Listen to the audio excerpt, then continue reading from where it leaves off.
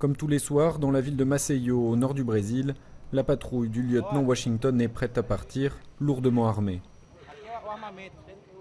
Voilà notre armement, un fusil calibre 7,62, un pistolet mitrailleur à l'avant et là un autre.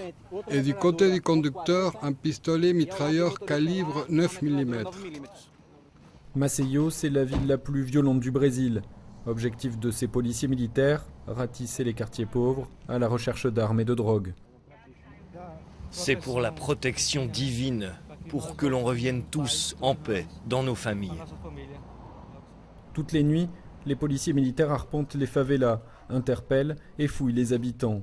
La situation est critique. En 10 ans, le nombre d'homicides a augmenté de plus de 180%. Les victimes sont généralement des drogués au crack. Ce dérivé de la cocaïne extrêmement toxique a envahi les quartiers pauvres.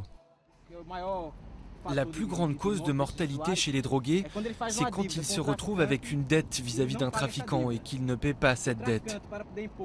Alors, le trafiquant, pour montrer son pouvoir et faire un exemple pour que tout le monde paie ses dettes, exécute le drogué.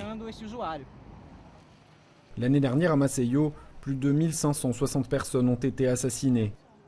La ville, réputée pour ses plages et son architecture coloniale, est devenue l'une des plus violentes au monde. Pour cet universitaire, spécialiste de la violence, c'est l'absence de services publics dans les quartiers pauvres qui est en cause. Il faut des politiques publiques dans le domaine de la santé, du logement, de l'assainissement, des offres d'emploi et de salaire pour notre population, pour créer une vraie perspective de vie.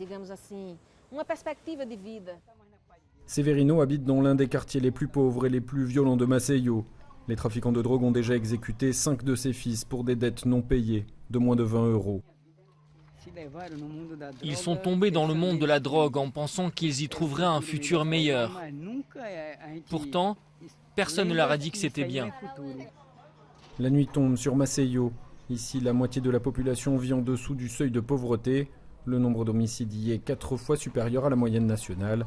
Cette nuit, si on en croit les chiffres, 2 autres personnes y seront assassinées.